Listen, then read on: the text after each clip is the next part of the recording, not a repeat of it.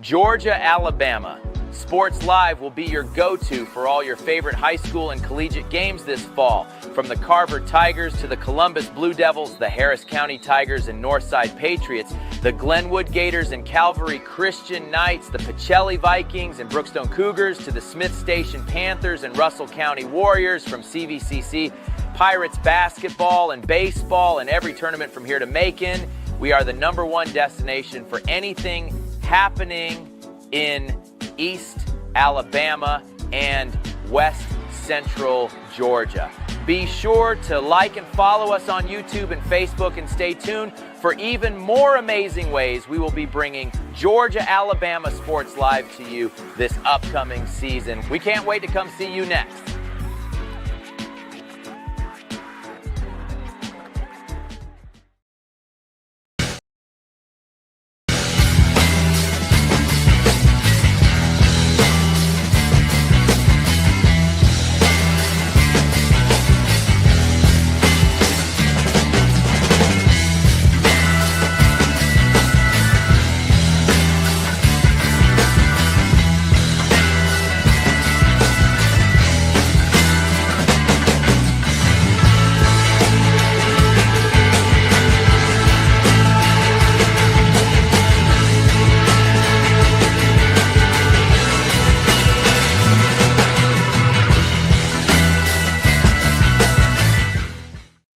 What's going on, everyone? Thrift Barringer here, Georgia, Alabama Sports Live Show. And we got Big Rich with the webcam on. I'm sorry, Big Rich. He's coming in. I love him. What's going on? He's doing this live from Fort Stewart. Best you can, man. I'm sorry. I just appreciate you having the that you love this so much. And I appreciate you. And I know others appreciate you too, man, but I'm sorry. It's just pretty funny to see that. Listen, this is what you're relegated to right now while you're on your military job. But what's going on, Big Rich? Georgia, Alabama Sports Live Show. Man. It's going great. I apologize. Hopefully the internet will hold up. We've got a severe thunderstorm here at Fort Stewart, so I'll try to do the best I can. Rich, I'm hoping you'll be able to do the best you can too, as we got a great show in store for you tonight. We'll have Coach Damian Daniels joining us here at about 8:45. As guess what, Rich? I don't know if you know this or not. The Lions are in the American Division Championship of the NAL, and if they win that, they play in the NAL Championship. And we're going to talk to him about that upcoming game this Saturday. We also potentially could have Tyler Redmond to talk about how bad the Braves are, which they are atrocious. We'll give NBA Finals preview. I'll talk a little bit about Summer League, what we got coming up for the rest of this month, and then also kind of hint on the state of the program and promote that. Richard, I'm going to send you a graphic here in a little bit. We'll promote that at the end of the show. But Big Rich, let's first start it off with the Columbus United FC soccer team. How about them getting a win last night? Congratulations. What an awesome achievement and what a big-time win. Absolutely. They were taking on Apotheos FC. They dubbed it the Battle for the Chattahoochee. And the winner of the series will get what's called the Golden Oar because it's one of those oars that if you're going whitewater rafting in the Chattahoochee River, that's what you're going to use, right? So, yeah, they're going to actually play for something. And it was also Ted Lasso night. It was a fun night at A.J. McClung Memorial Stadium. And Columbus United FC gets the 2-0 victory, their first victory of the season. Goal scored by Valentin Fontaine in the 30th minute. And then in the second half, Nikita Hayes puts them up 2-0. And I was so impressed with Bruno Zanola. He had about 6 saves that were kind of Tim Howard-esque. If you remember the United States in the World Cup when they took on Belgium back in 2014. He had some incredible saves that you would think that he was goalkeeping for the United States. It was incredible. What a win. Congratulations to Columbus United FC, Coach Brett Teach, J.D. Hester, Michael Hitchcock, the owners, Paxton Bush, your cousin, Director of Operations, and, of course, the General Manager, Elaney Hitchcock. You deserve it. It was a great night to celebrate, but they got 3 more. Get this. 3 more soccer matches in a 2-week span, as they're taking on Birmingham Legion FC 2 this Saturday. It is going to be military night at A.J. McClung Memorial Stadium. Then they'll be back at it next week, East Atlanta FC, and then they're going to be taking on Asheville SC up in North Carolina. But that's going to be actually at A.J. McClung. So, yeah, they got a pretty good homestand if you want to come out and see some great soccer matches. And they currently have 5 points as they picked up their first win of the season. And that's awesome, Rich. And so when is their next game? Saturday against Birmingham Legion FC. Well, what are you looking forward to with that one, man? Well, I'm looking forward to them taking on one of the top teams in the South Central Division, and let's see if they can pick up this momentum. They will get Rita Ikarin back. He actually had to sit out the game against Apotheos FC because he had a red card against Dothan United. Hopefully, Lillian Fischel will be coming back from injury. It was nice to see just the new players stepping up. I mean, you have just some players that don't really play that often that were inserted in the starting lineup. And I tell you what, the rotations that Coach Brett Teach, which I accidentally called him Rick Teach. So that's a compliment to Beachy because, we talk about Rick Beach from Kutsu Sports. His last name is so similar to Beach. So I've actually called him Coach Rick Teach. So it was funny. I drew a blank trying to remember his first name, but obviously Coach Brett Teach. What a great win. And I can't wait for them facing Birmingham Legion FC. I can't wait to either, and it's going to be a lot of fun. And we're going to take a quick break. When we come back from break, we're going to have on Coach Damian Daniels, and then Richard, maybe we can get Coach Teach on if you'll send him a text and see if he can't come on here at 9 o'clock here on the Georgia Alabama Sports Live Show. You're watching right now the Georgia Alabama Sports Live Show that is presented by Glenn Smith Chevrolet and GMC. Get ready to smile. We'll be right back after this.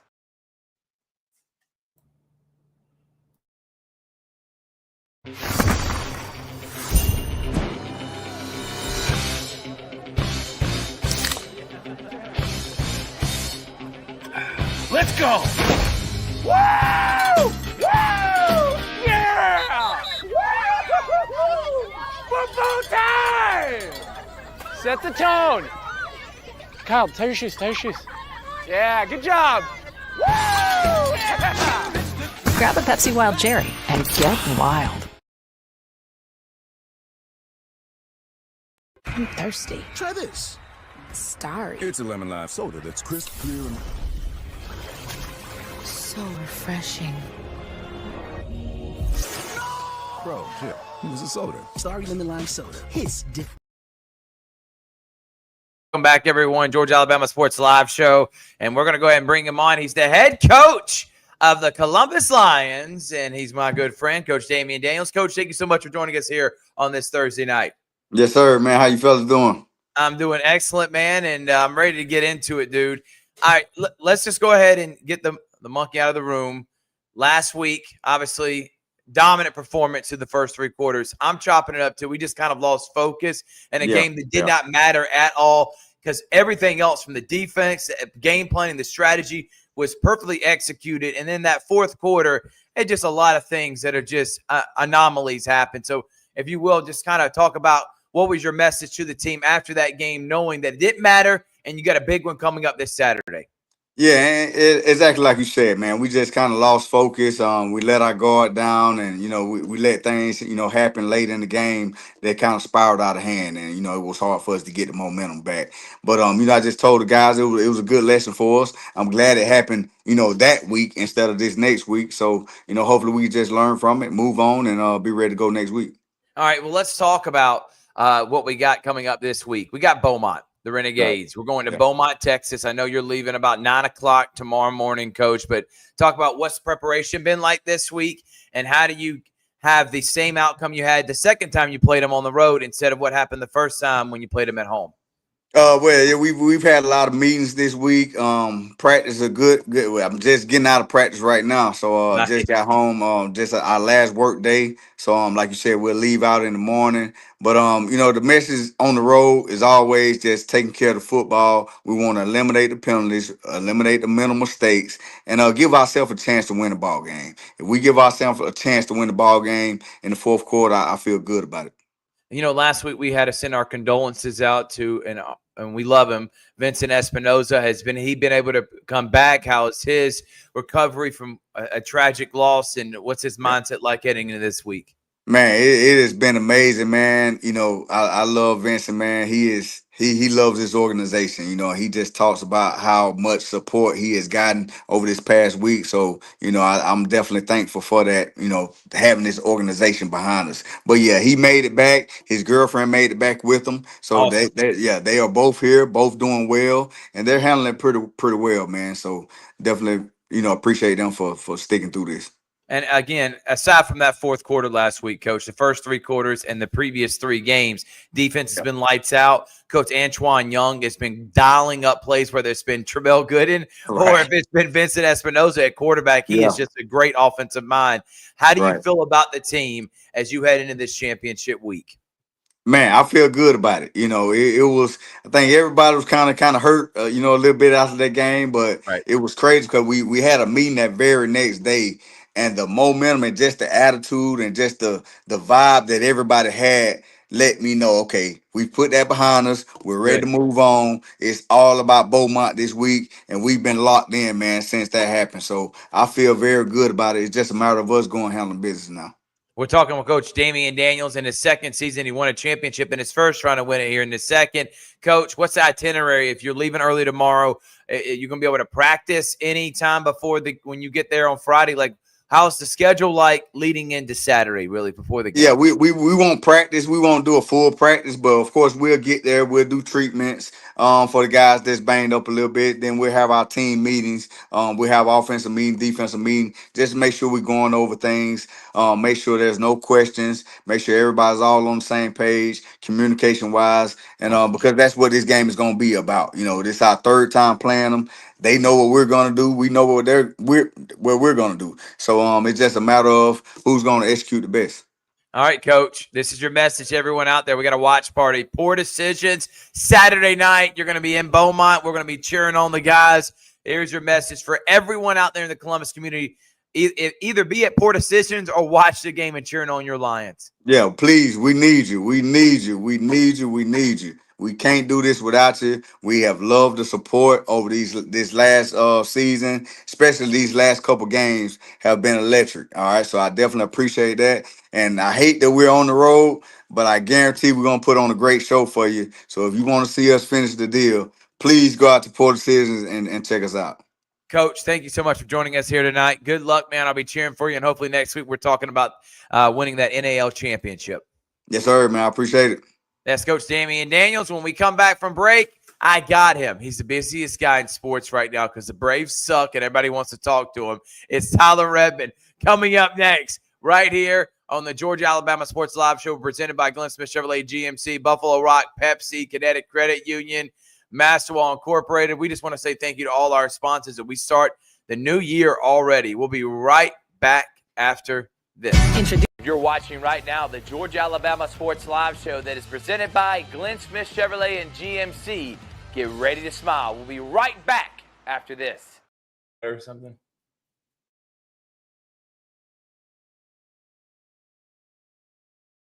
Introducing Gatorade Water. Alkaline and electrolyte infused for great taste. Gatorade Water, always in motion. Hi, my name is Griff Gordy, and here at Gordy Eye Care, we have been serving the Bi-City community for 17 years.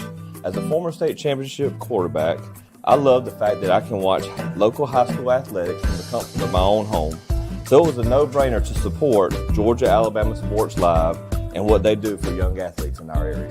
And without business like yourself, Gordy Eye Care, none of our coverage would be possible to be able to cover the 16 different high schools, the local colleges, and professional teams. So we'd like to say thank you to you, Dr. Griff Gordy, and Gordy Eye Care for your support of Georgia Alabama Sports Live. And then you can make an appointment today at Gordy Eye Care with the number 334-291-5125. Keep supporting Gordy Eye Care and keep watching Georgia Alabama Sports Live.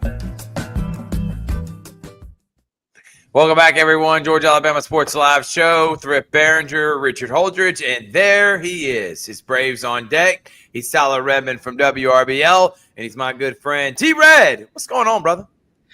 You know, my phone is, blowing up, and normally when that happens, it's a good thing. Right. Typically. Tonight, not so much. Now it's, when are we going to fire Brian Snicker? Are the Braves done? Is it over? Are we trading everybody? That's what this is doing right now. So we're just going to put that away, and we're going to talk like adults for a few minutes. It's not going good. There's no way to spin it where I can tell you that it's going great. We're 11 games back in the division. Nobody thought this is where we would be at this point in the season. Right. But it's where we're at. So where do we go from here, right? Because you just saw probably the worst loss in recent memory, and I would argue maybe one of the worst losses of my lifetime. The only one that I'm thinking of, there's a few that are thinking of, and they're all really memorable, right? They're all the infield fly or, maybe the Fultonevich game against the Cardinals. That's the level we're talking about today's game. Now, the lucky thing about today's game is it's a regular season game. We're going to flush it. We're going to move on. But it's still really, really bad. You're up by 6. You give up 7 in the top of the 9th. It's a bad day to be a Brave. No way around it. All that said, it's one game. The problem is this has been happening consistently on lesser levels for quite a while. And we find ourselves now in a spot where, okay, is Rysel the problem? Is the offense the problem? We don't really know. Because some days it's the bullpen, some days it's the offense. And a lot of people, when it's that, a lot of people go to Snit and say, we need to fire the manager. And I got to be honest, there's more people right now than ever before on that train. And I've dealt with that group of people for years. This is the most I've seen on Twitter, on Facebook, and my phone, my Instagram DMs, whatever. It's the most I've seen active, ready to do it. All that said, I don't think that's where we're going. I don't think that's where we're headed. And I'll tell you why. Number one, I think he's probably going to retire at the end of the year. And I don't even like talking about it because it's not my place to share that. Right. I just don't think the Braves are going to pull that move mid-season with a guy that's been there for 50 years, has forgotten more about baseball than, frankly, we'll ever know. And I just don't think they're going to do it. I also don't think they're going to do it because he hasn't done anything that justifies it. Like today, for example, okay, he put in Scott Blewett, who blew it, and is what it is. And then you put your closer in when it's a save situation. So what more could he have really done? Who else is there? If your closer can't be counted on, well, then who can be? Right. To me, that's a team issue, a structural issue, and the manager doesn't control that. So as much as we want to point fingers, there is an energy problem with the Braves. Watching today, it just seems like they're defeated. They give up a 3-run homer, I think, in the 8th, and you just saw the look. Or no, they did it in the 9th. Sorry. You just saw the look on the faces, and it just looks like they're defeated. I do think there is a problem with confidence. I don't think it's a skill issue. We know this team's good. Snit said it perfectly today. We're not a bad team. We're just playing bad.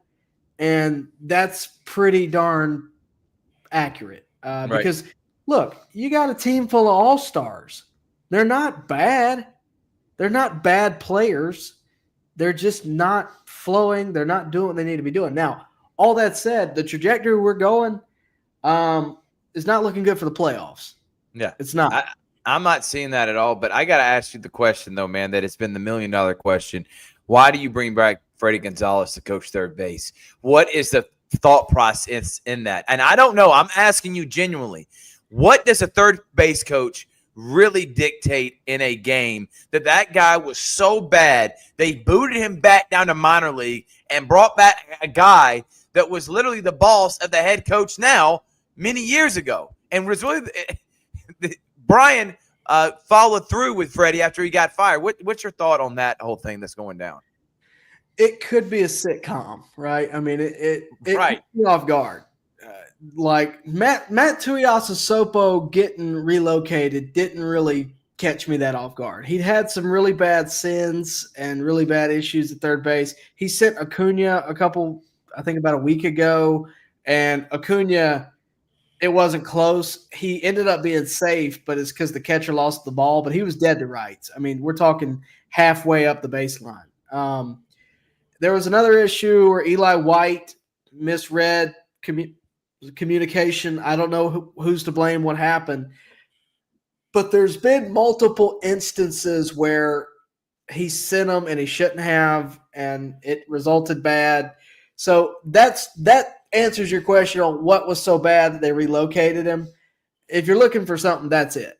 Now, in terms of Freddie Gonzalez, not the name I was expecting on hearing. And I mentioned the infield call thing earlier. The reason that's on my mind is because when I think Freddie Gonzalez, the infield fly call, that's what my mind goes to when I think Freddie Gonzalez, and very little else. So it's not the best memories. But, I don't think Freddie Gonzalez is a bad baseball man. I don't think that. I think he knows the game.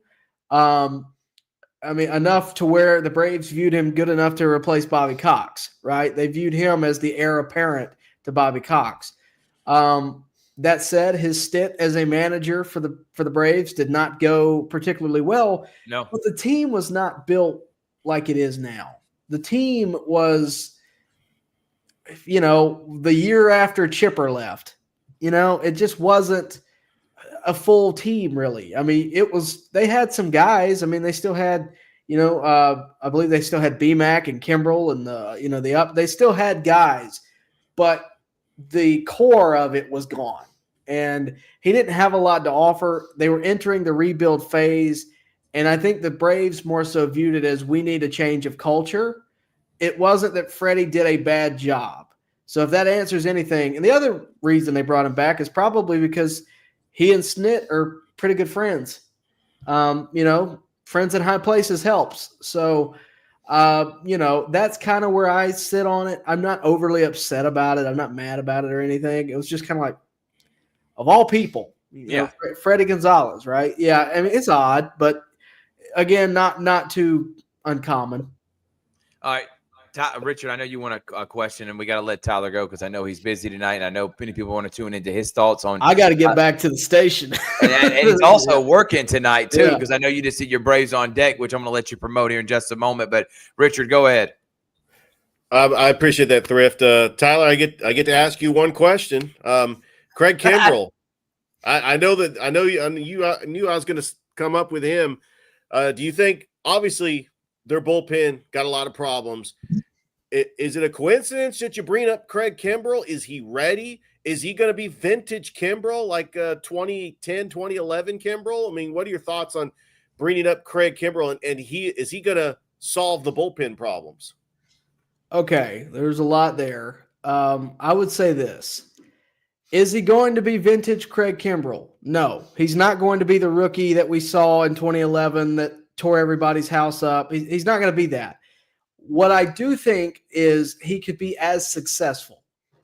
He's going to be a very different style. And look, he hasn't been that guy since 2017. He's been more of a crafty veteran. And look, in terms of what we saw at the AA level, he was elite. Nobody could touch him at the AA level. He's been good at Gwinnett.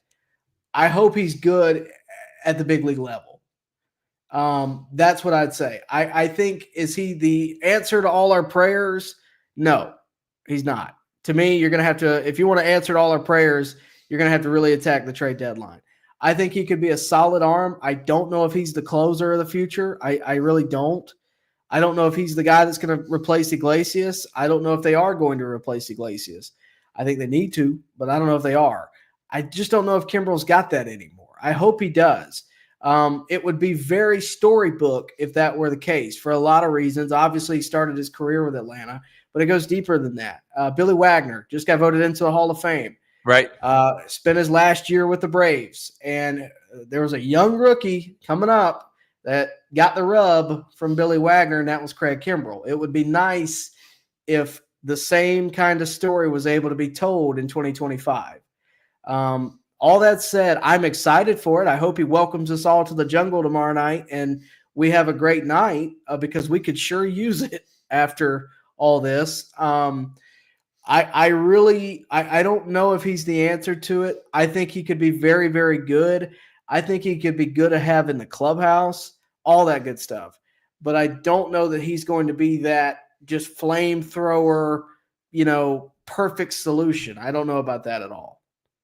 Tyler, last question, and we're going to get you out of here, and then I'm going to let you promote where they can find all of the Braves coverage that they can handle right now on Braves on Deck. The only true source I trust when talking all things Braves. Is it time to panic? Is it time to say that this is it? Because I am already there. Bear O'Brien, he's been there for the last 5 weeks.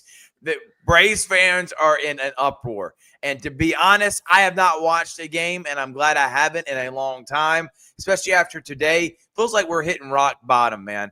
And unlike in 2022 when we were 10 games back going into June, we went on that incredible tear. I think two things. For one, I don't think we're good as that team was right now. And two, I think Philadelphia and New York are better than they were 2 years ago. What's your thought? Is it time to panic and then go ahead and promote Braves on Deck? So that was the title of my stream tonight was, is it time to panic? And the obvious answer is yes. Here's the thing. You mentioned 2022. You mentioned that the other teams have gotten better. Well, what made them better? It's a simple answer, and it involves dollar bills. They spent money, and the Braves didn't. The Braves, I said it from the beginning of the season. I've smelled it in the air. They were going to stay underneath the luxury tax.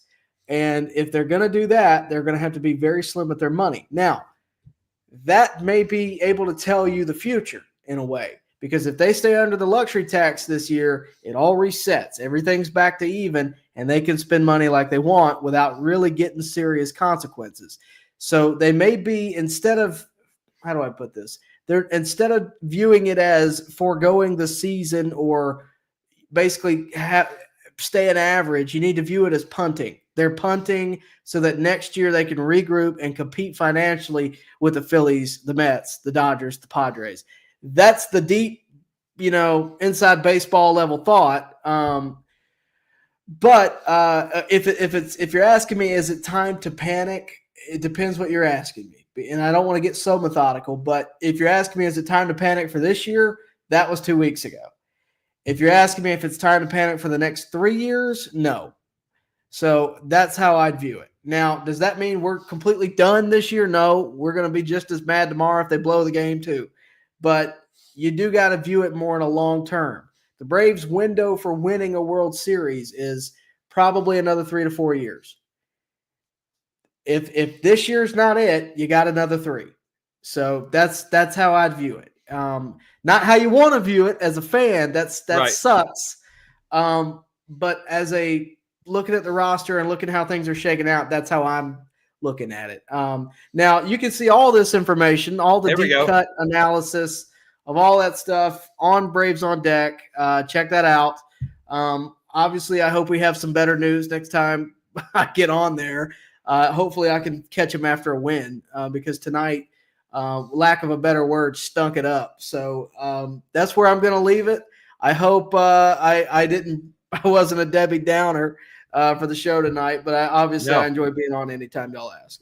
Appreciate it, T-Red, and thank you as always for what you did with Georgia Alabama Sports Live this year, calling several games, and we'll be using you for next year as well. And he was also the voice and PA of the NAIA World Series too, baby. Tyler Ruffin can do it all. Appreciate you, T-Red. I do what I can. See you, Y'all have a good night, okay? You too, man. And I hope you enjoyed Josh Pate's wedding. Looked like you did. I know you're ready to get married too, man. And yes, 30 days. 30 days. Congratulations. Countdown, baby. Thanks, T-Red. See you guys. That's Tyler Redmond. We appreciate him. Let's take a quick break. That's when him. we come back, Richard and Coach Teach, the hottest man going. He's got the team that is going to bring us another championship. He took the city by storm last year, and now everyone is coming out and cheering for him. It's Coach Brett Teach. Talk about that win last night with Columbus United FC here on the Georgia Alabama Sports Live Show. You're watching right now the Georgia Alabama Sports Live Show. You're watching right now. You're watching right now.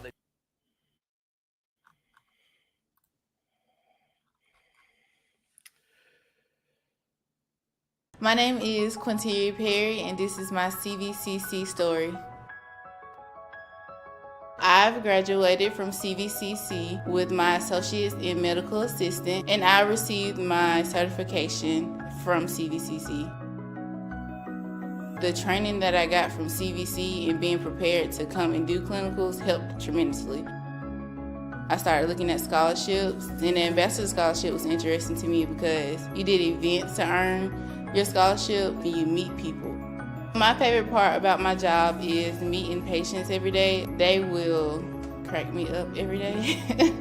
They make my day better.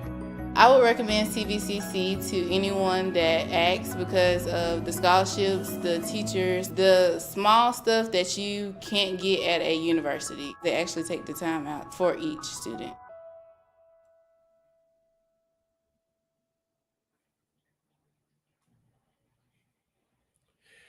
And welcome back to the Georgia Alabama Sports Live Show. It's time to bring them on. This segment, Columbus United Soccer Talk with the coach, Coach Brett Teach. Coach, congratulations on the win. First win of the season in the new USL 2. And how's the team feeling after picking up the win over Apotheos? Yeah, very good. Apotheos has had a tough year, but they're good. So it's an interesting kind of conundrum because right now, because the playoff scheme in the USL is very limited, top four don't get in. It's top two in each division, so you have to get as many points as you can. And Apotheos is kind of in that, another loss of points, and they're probably out of contention altogether coming into the game last night. And again, they're a very experienced club. They've been very good in the past. And I thought they were very good last night. I thought we were able to withstand, their kind of wave of pressure, if you will. And I thought, our goalkeeper and our back line did a great job of not surrendering anything. And then I thought eventually we found ways to get in. And I think in the end, we were a little unfortunate not to stretch it out to 4 or 5 goals. We had plenty of chances, but to be fair, that wouldn't have been a true reflection of the game, but I think they just fatigued and they were a little bit tired at the end, and that allowed us to have a lot of opportunities in that second half. And I thought that we were not as opportunistic as I would have liked to put a team away, but was really proud of, again, when they were playing for everything, we were able to withstand the best shot that they had, really without much problems. I mean, Breno had to make a couple big plays in the game for us, but that's why he's here. He's a really good goalkeeper. And then of course Villatoro and Nick, and then we had a new player in the back, Abdul Kadir. They were all very outstanding last night, and dealing with a variety of really good and different type of attackers. So, and honestly, I felt like, quite frankly, we should have gotten more positive results in each of our first 3 games. So I was pleased the guys were able to get a win last night, and well deserved, well earned. Every point you get in this league is going to be earned. It's not going to be a simple, oh, we're just better than them. It's not how it works. Everybody's good, and you have to execute in the moment. And I thought we did a good job when we had opportunities to find the goal, and that's what the game's about. I mean, it's you can have all the play, you can do all things in the world, but you have to execute in those last 20 yards on both ends. And if you do that, you have a great opportunity to be successful. But the other thing about last night, I was really pleased with the midweek crowd. Was really good. We had the boys clubs there and had a lot going on. The field was immaculate last night. I thought it played really well. So, McClung is really starting to come and being more and more of a fun venue. And I think it was, for a Wednesday night, I wouldn't have expected nearly the amount of people we had. And it was great. They were loud. The fans were excited when we scored. So just a big thank you from us to all our fans. It was great to have everybody out last night. Yeah, it truly was an electric atmosphere at AJ McClung last night. The team currently stands at 1-1-2 with 5 points. And now we've got a gauntlet of a schedule as the 4 matches in 2 weeks continue. This Saturday, taking on Birmingham Legion FC2. And then you got 2 more matches next week. But I do want to talk about this match because your goalkeeper, Brino Zanola, with the clean sheet, he had some incredible saves. I actually counted on the broadcast. He had about 5 or 6 saves that should have been goals, but he was able to keep Apotheos off the scoreboard. And then in that first half, I mean, you had Valentin Fontaine off the set piece, put it in the back of the net in the 30th minute. And this was the first time this season, Coach, that you played with a lead. So did the strategy change with the team, with actually a new starting lineup? Because you had to do some shuffling in that starting lineup because some players were out. But what was the strategy having a lead? Yeah, we had three guys who have played significant amount of minutes who weren't available for selection last night. One of the Hayes twins, Nikita, Lillian Fashal, I think is how you say his last name, who's started every game, been a very, very, very reliable defender for us, was out. He had a little bout with pink eye, and so we're trying to get him through that. And then we also were missing Retta from his red card in the last game. And then we weren't sure Villatoro was going to play because he had COVID earlier in the week. But right amount of time passed, and he didn't train until the day before the game, so he was out for several days, 5 or 6 days. And so, and then we also brought in Danielle Mastriani on the left, who did a great job for us. And so I think again, that's why you have a squad, right? So when you have moments where players, for whatever reason, aren't available for selection or they're tired or just not performing, we have a lot of good players here, and so they're able to come in. I thought 2 of our rotation players in the second half, Sammy Emeros and Dakota, came in and really changed the game for us. I thought they were outstanding, and that's not the first time that we've had guys come in and lift us. So I think the strategy doesn't really ever change for us. We did tweak how we played a little bit last night. That was more to do with Apotheos than it was, um, you know, being up or down a goal or whatever. We felt like we wanted to stay very tight defensively because we knew they were good with the ball, but then we also felt that they were susceptible in transitional moments, and they were susceptible uh, at times when, they lose focus a little bit because, again, when you're on the ball a lot like we are, like they are, it is easy to make mistakes, get out of position, give away opportunities. And I thought last night that they would, and fortunately we were able to take advantage of a couple of those. But quite frankly, neither one of those goals that we scored were a result of them giving away. It's more a result of us earning it off of a good piece of play, which led to a set piece, which led to a goal for the first one, and the second one was a long throw and it got knocked down. And we talked a lot of halftime. What we talked about halftime is if we score again, I really think that they will not be that excited about continuing to play. I felt like they would, it's kind of been a little bit of when I've watched them in the last couple of games, like against Asheville, they gave up like 6 or 7 goals in the second half. And they were in the game with Asheville, but it just felt like they got frustrated and gave up. And it's an easy thing to have happen. And I felt like they would last night. And that's what I was saying in the end, we could have stretched the game out to 5, 6, 7 goals. Breno had, I would have said 3 or 4 really good saves as well. His best save didn't even count because they were offside. But it was That's true. save, yeah. And then, but I thought just the way he handled the back line, the way he handled some crosses, were even more important than perhaps the saves. Because the saves, I mean, that's why I have goalkeepers. But the tougher part is dealing with the communication aspect, dealing with the types of crosses that come in that can be that can be really difficult to handle. I thought he did an outstanding job with those. Um, and so, like I said, as we got through that first half and we go up a goal, my message at halftime is, look, we need to step on their throat. It wasn't, hey, we're up a goal. It was, we need a second, because if we get the second, I think that they will begin to doubt themselves a little bit. And that's kind of what happened. We got the second goal, and if you notice, after the second goal, we actually, in a game where they had to have in the second half, I think we outshot them 10-6, 10-5. And how many of our shots were one in a keeper, or how many near misses did we have? And we had a lot of really good chances in the second half. And I think it was born out of frustration for them because it's easy to do.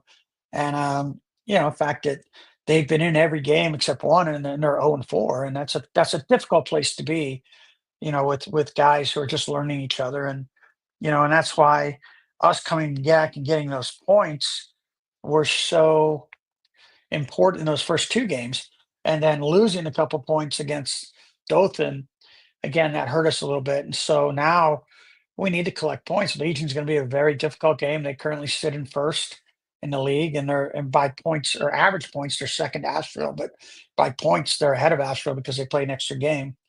And so in the next three games, we play 1 and 2, and we have a great opportunity in front of us to amass some points with our next three games. But obviously, we can't worry about anything else till we deal with Legion, because they're very good. We had a great game over there with them a couple of weeks ago, and so I think tomorrow night, or Saturday night, excuse me, will be a great match. They have players from what I always call brand name universities: Georgetown, Wisconsin, uh, uh, Georgetown. I said Georgetown, or excuse me, Wake Forest. So they have a lot of players that are playing for ACC level type programs. They're very good, and I thought we were excellent over there. We're very unfortunate not to have won the game, but they're good enough that they can beat everybody in the league. And they've done a nice job, because last year they finished dead last, and so this year they're beating people. In fact, I think their only win last year was to knock Dothan out of the playoffs, and the rest of the games they either tied or lost. But this year they've come back. They're a year older, a year more committed. They've done a great job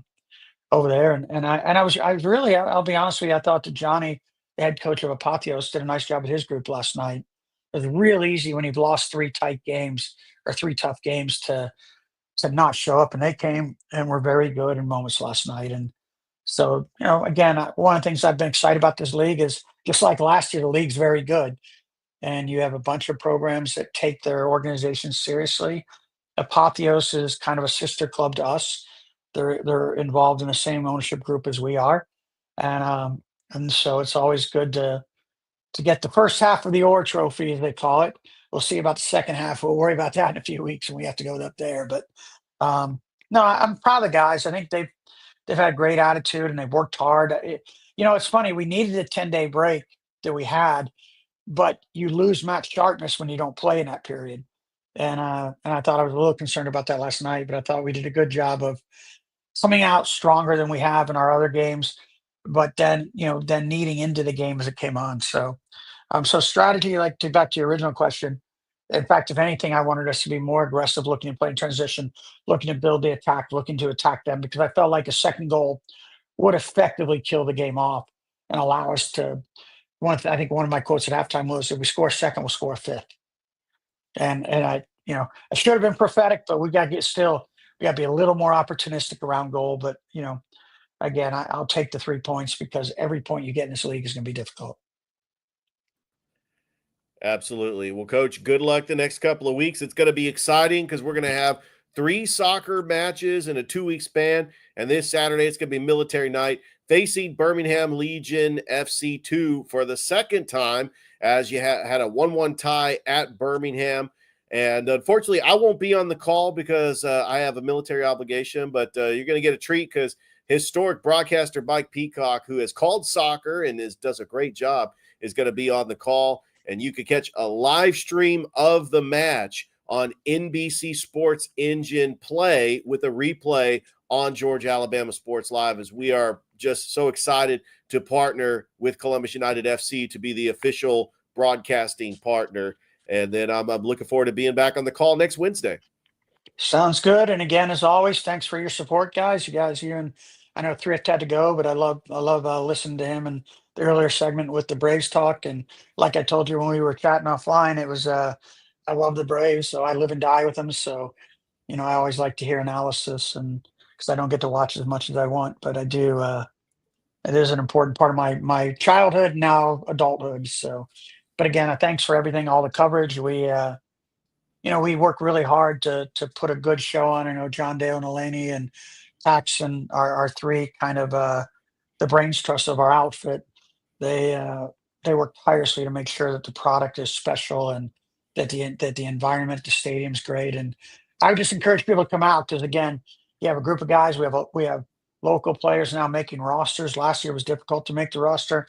Nick Gettridge has played every minute of every game so far for us, and he's a local guy that plays at Georgia Southwestern, played at Georgia Southern before.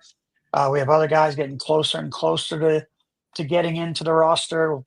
Braden was in the roster last night, so we have some younger guys that are Columbus, heroes who are starting to really do it. So I'm excited to be a part of it, and we'll miss you on Saturday night, but again, as always, thanks for what you do for the country and your military obligations and all that. So we appreciate that. So definitely appreciate that, Coach. That's Columbus United soccer head coach Brett Teach. We're going to take a break. When we come back, Thrift and I are going to wrap up the show right here on the Georgia Alabama Sports Live Show. You're watching right now the Georgia Alabama Sports Live Show that is presented by Glenn Smith Chevrolet and GMC. Get ready to smile. We'll be right back after this. Georgia Alabama Sports Live wants to say thank you to one of our presenting sponsors, Buffalo Rock, and their partnership with everything that we do. And without businesses like Buffalo Rock, we wouldn't be able to go cover softball, volleyball games, every type of high school sport you can think of, local college games, and professional. So thank you to those businesses that support us, and specifically Buffalo Rock. And next time you're watching a Georgia Alabama Sports Live broadcast after a nice long day, why not enjoy it with a nice refreshing Sorry? The best lemon lime soda around. Thank you to Sorry and Buffalo Rock for our partnership on Georgia Alabama Sports Live.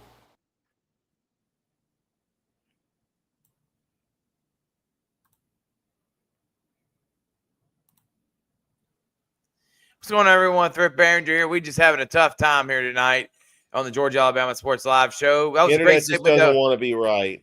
The great segment with Coach Teach, and looking forward to Mike Peacock will be on the call this Saturday on NBC Sports Edge. And by the way, if you missed last night's game, we got the replay on Georgia Alabama Sports Live. I'll be sharing that out here as we get done with the show in just a little bit, Richard.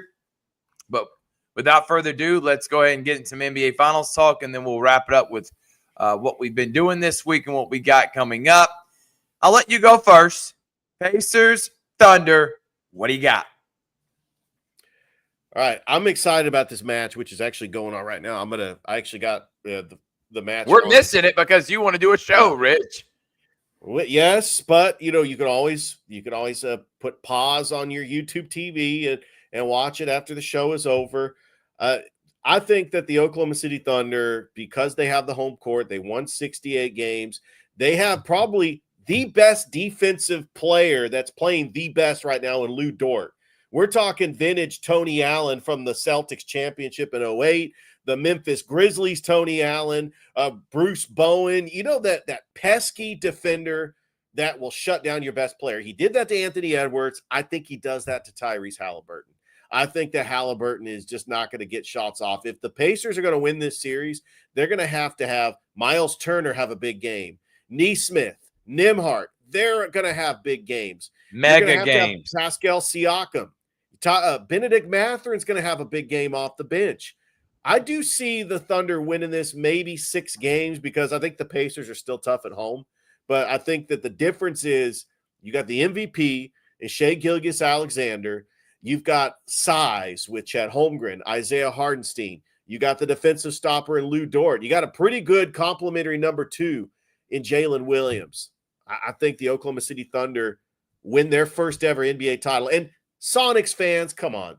This is not your title. I know Sonics fans are saying, well, they used to be the Seattle Sonics and we won a title in 1979. You don't see Cleveland Browns fans claiming the Baltimore Ravens Super Bowls, okay? The Lakers do with Minnesota, and they shouldn't, Richard. By the way, the score is 41-37. I'll tell you this. I like the Shea Tyrese battle. I can't wait to watch it. But I'm with you. I just think the defense of Oklahoma City is going to be too much to overcome for the Pacers. The Thunder's having home court advantage. And if they can hit shots from the outside, and Shai Gilgeous-Alexander cannot be stopped. He's averaging over 30 a game in these playoffs. I think they win in 5 or 6. I would prefer 6 just because I would like the series to go a little bit longer and maybe be competitive. I will say every game I think is going to be not blowouts. I truly believe Indiana has a good starting 5 and a good 8 or 9 players that can keep up. I think they were the best option out of the East to be competitive with this Thunder team, and that includes the Celtics. I think the Pacers, the way they've been playing recently, I think they're the best option. I just don't know when is going to stop the Thunder, and I wasn't a big believer in them. I'll eat crow now. I think what I've seen from them, they are the best defensive team we've seen probably since Detroit back in 03-04. Shai Gilgeous is the best clutch player and the guy that I know is going to get a bucket whenever I need him to in the NBA. And they got a young nucleus that just keeps coming. They don't ever stop. They are nonstop, relentless energy all the time. Kason Wallace, Jalen Williams off the bench, Caruso. I mean, that pressure is never ending. And I think that it's hard for teams to overcome that. I'm going to go Thunder as well. The game is 45-37. And actually, Lou Dort just made it a 10-point game. He just busted another 3 from the outside. I'm going to go Thunder in 5, and they're going to be your NBA champions. How about Shai Gilgeous-Alexander and those Oklahoma City Thunder? Now, I will not be surprised, though, if the Pacers win it all. I don't think it's a shot-the-world type thing. I think Rick Carlisle's a coach that's coached teams that are major underdogs. Remember Dallas Mavericks in 2011? I think this team has very eerily similar traits to that Dallas Mavericks team that Rick Carlisle was able to outcoach Spoelstra and the more talented Heat. Could he do that this year with the Pacers and the more talented Thunder? I guess we're going to find out. But it's going to be an interesting series. If Shai's able to win this, he will have been the best player in the playoffs, the MVP of the regular season, and finals MVP. I think we can say he's the face of the league right now, right? I would agree. I do think that Shai Gilgeous-Alexander, which came from the Clippers because of the Paul George trade, and then Tyrese Halliburton coming over from the Kings, mainly because of the Paul George trade. I think it's hilarious that Paul George is responsible for these 2 NBA finals. Playoff P, Rich? Playoff P is responsible for these two teams building up their rosters. I want to see an exciting final. I don't really have a rooting interest in either one. I think whoever wins, it's going to be a good storyline. For the Oklahoma City Thunder to get so close in 2012, you had the team with Kevin Durant, Russell Westbrook, and James Harden, and you couldn't get the job done against a Heat team, which I was pulling for the Thunder in 2012 because I couldn't stand the Heatles, the big 3, and they were able to come back, and they had a 3-1 lead on the Warriors, and they couldn't get it done in 2016. I mean, so this franchise in the playoffs has been snake bitten, and I'd be happy for them if they won a championship. As for the Pacers, think about some of the teams that they've had that were championship caliber teams. The Larry Bird team in the 90s with Rick Smits and Dale Davis, Reggie Miller, Mark Jackson, Jalen Rose, or the one with Ron Artest, Steven Jackson in 2004. Or how about the 2013 team that took the Miami Heat on the brink with Paul George, with Roy Hibbert, and Lance Stevenson. I want to see a good series, but I'd be happy for either franchise if they won a championship. I'm with you on that, and I'm excited about it. The last thing I did want to do on Unsolicited Hot Take is that this was a hot topic on Sports Engine Morning Show, which you can listen to tomorrow from 6 a.m. to 9 a.m. We were talking about, does Inside the NBA get ruined by ESPN? Now, if you look at previous years, when they get something like this, because of how they structure their shows, they play too many commercials, and it ends up watering down and gives you very limited time to see the guys be great at what they do. But from what I'm told, they're going to allow them to have the same long segments. They're going to have the same production crew with Underdog. You're going to keep Kenny Shack, the Charles, and Ernie. I don't think that they're dumb enough to do something like that because, for one, Charles Barkley will come out and blast them because he has no filter. For two, I just don't see them wanting to upset a lot of fans, and I see them doing what they did with McAfee. Here's your time slot. Go do it. We'll sell advertising. And if that's the case, I think Inside the NBA is going to work. But I will tell you, there is no doubt this is about as a for sure home run bet as there ever is. Stephen A. Smith's going to be on that show at some point during the season. I don't know how many times it's going to be, but no chance Stephen A. Smith, who is as of now not a part of ESPN's NBA coverage. He by the way, just signed a deal to take over Michelle Beadle, who says she hates Stephen A. Smith. He's taken over her slot on Sirius XM. He's going to have not one but two shows, a sports show and then a show that he talks politics, social stuff, celebrityism, anything outside hip-hop, culture. He's going to be talking that on another show, and he's the executive producer of that. So his brand's about to grow even more. But even with that said, and he has all that going for him, he's not going to not want to be on Inside the NBA. I'm going to lean towards they're not going to ruin it because there's no way executives can be that stupid to mess up something that has been gold and a 21-time Emmy award-winning show. Thrift, one of my favorite shows growing up got ruined and canceled after 20-plus seasons, and that was Around the Horn. Tony Reale came on the Dan Patrick Show to talk about how I saw that interview. That was a lost art to have sports writers, because Michael Wilbon and Tony Kornheiser are not writing for the Washington Post anymore.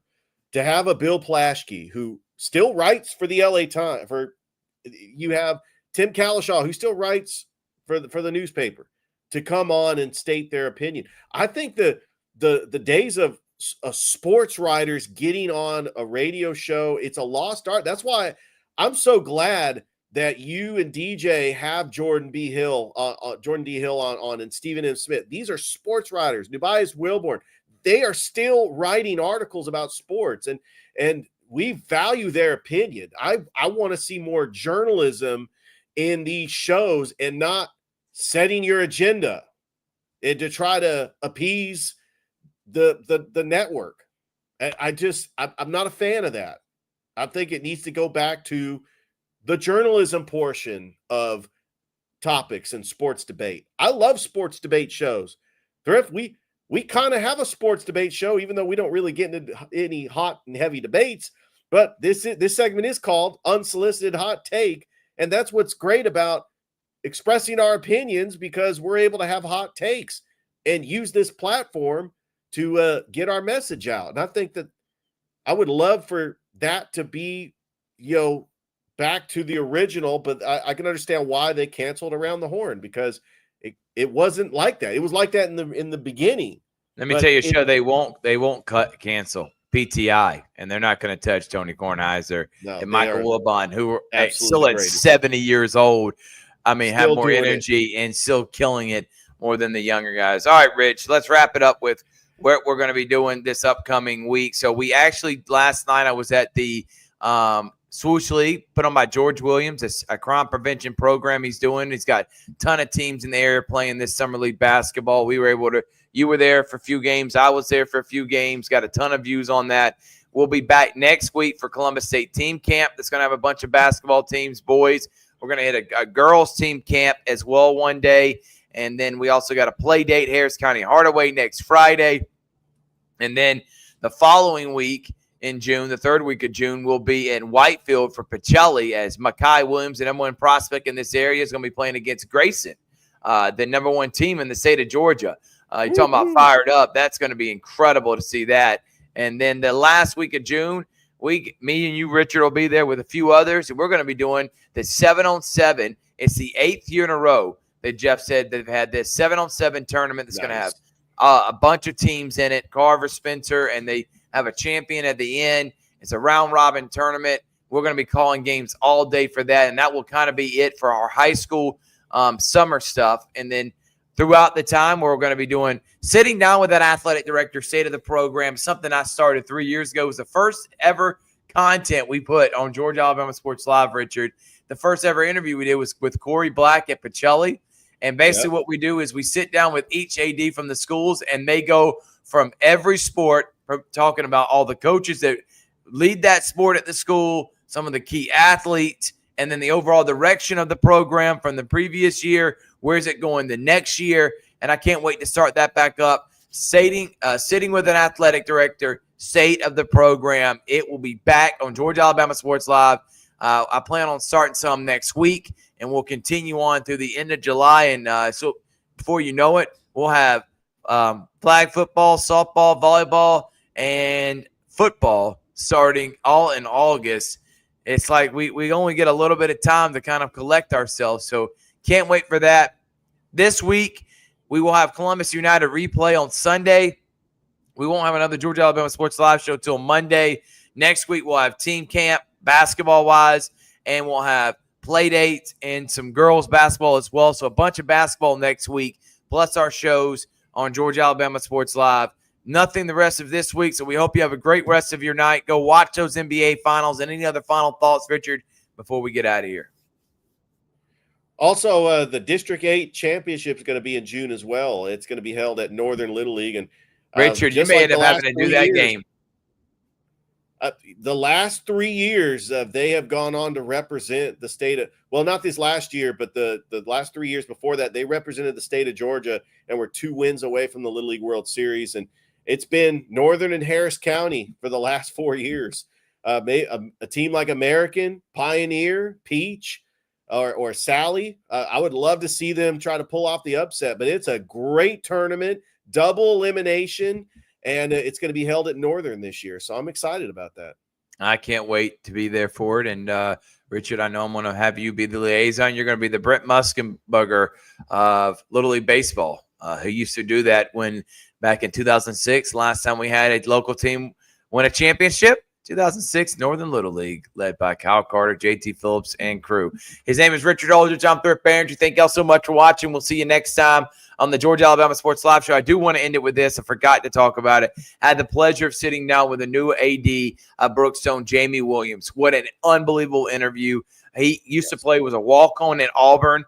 He was a contributor on those Pat Dye's final year and Terry Bowden's first couple of seasons, was a long-time offensive coordinator for many schools in Florida, Georgia, and Alabama, was a head coach, recently was the athletic director of Opelika, and now he's taken over the Cougars program. Enlightening, very good interview with him. I'm telling you, you don't want to miss it. Go on our Facebook and YouTube. You'll see that interview with Jamie Williams, the new AD of the Brookstone Cougars. We'll see you next time on the Georgia Alabama Sports Live Show. Good night, everyone. Thank you for watching the Georgia Alabama Sports Live Show presented by Glenn Smith Chevrolet and GMC. You're ready to smile.